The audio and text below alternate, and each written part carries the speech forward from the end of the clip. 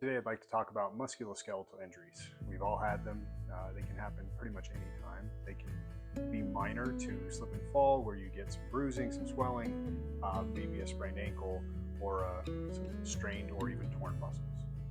They can be much more severe from blunt force traumas, car accidents. You can have broken bones, and that can require surgery. When we're younger, we heal faster.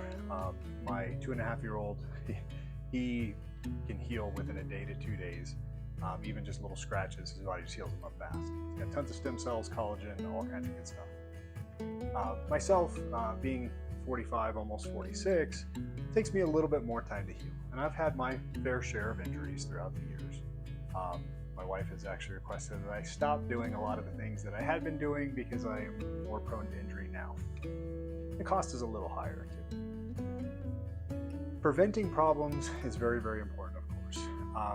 And in order to prevent musculoskeletal injuries, one, you have to be aware of your surroundings. Situational awareness is really important. Make sure you don't trip over things. But if you do slip and fall, you want to make sure that your body's as strong and as healthy as possible to endure that trauma. And with aging, stretching is incredibly important because things tend to get a little bit more brittle and stiff as we get older. Ligaments and tendons are one of the things that I wanted to kind of focus on today for this because I have had a ruptured bicep tendon, which I don't want anybody to ever have, but it happens. So ligaments and tendons don't have their own blood vessel supply. They actually are dependent on surrounding circulation to feed them and to nourish them and keep them healthy. But over time, ligaments and tendons tend to calcify, become stiff and brittle. If we stretch on a regular basis, it helps to extend those fibrous tissues and help to keep them more pliable. Same for the muscles. Exercise to increase circulation, healthy diet, nutrition, supplements, vitamins, essential fatty acids for regeneration and health.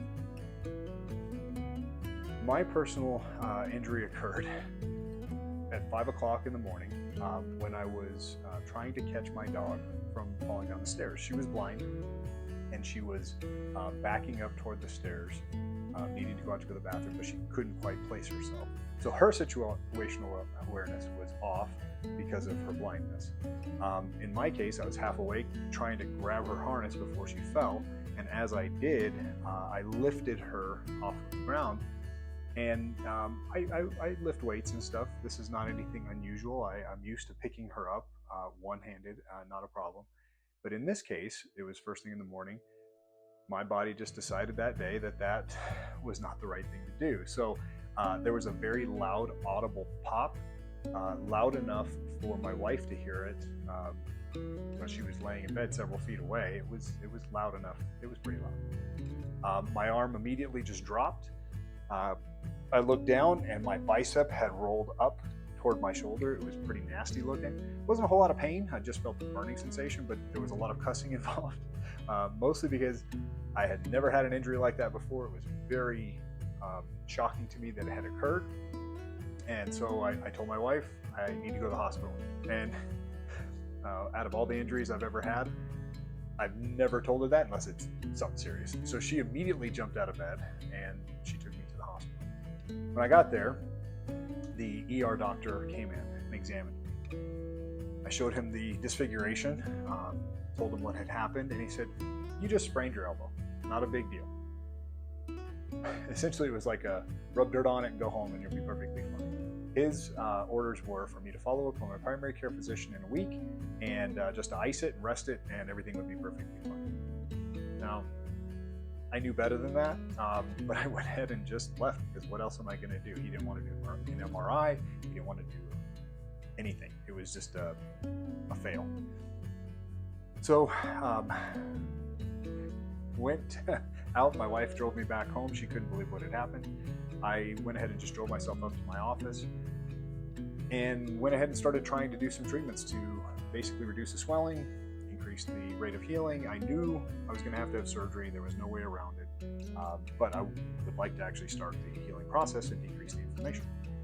So I did a non-invasive treatment with a machine called Softwave. Softwave is a shockwave therapy that essentially uses light and sound waves to essentially create a demand for stem cells in the area that's been damaged, and to kind of vamp up, enhance the body's healing abilities. Did that treatment, and then from there I did what's called a Prolozone injection. And Prolozone is a combination of dextrose, B-complex, B12, lidocaine, a little bit of procaine, and then ozonized saline. And the whole purpose behind that is to inject nutrients and sugar directly into, and oxygen, ozone, directly into the injured area. The nutrients help to feed the tissue. The sugar carries the nutrients. The ozone acts as a counter irritant and also as a way of inducing immune response. So once that was done, went ahead and went back home. The next day, because this happened on a Sunday, I called an orthopedic surgeon's office and requested a consultation.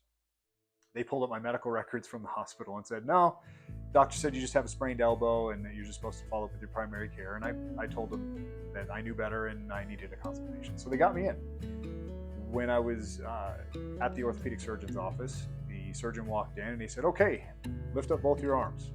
I showed him both my arms and he said, nope, you need surgery. We don't even need an MRI. It's blatantly obvious that you have a ruptured bicep tendon.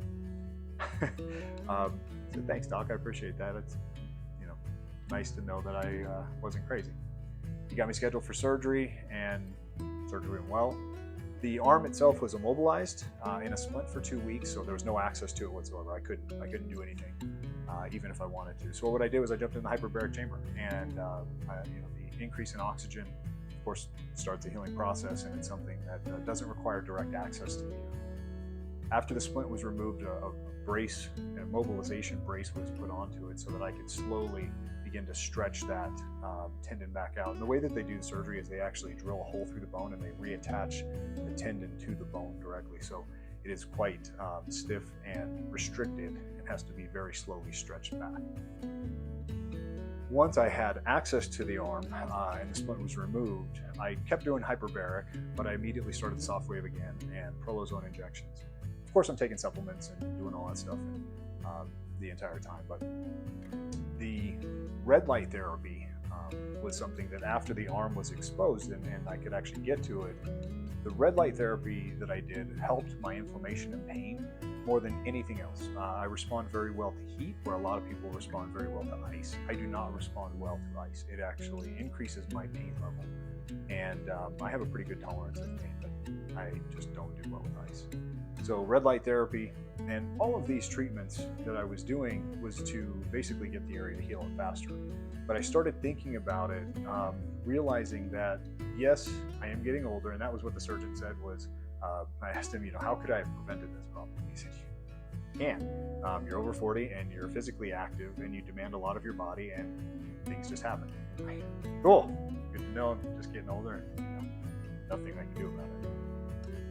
So I started researching it, and with the knowledge of decreased inflammation, calcifications over time, even if you do have good circulation, the calcifications to ligaments and tendons already occur. I do yoga on a regular basis, I stretch. I do everything right, but I still had the problem. So in order for me to be more proactive, I decided that the Ozone muscle rub was going to be part of my daily regimen on all of my joints, and as many ligaments and tendons, major ligaments and tendons, as I could get to.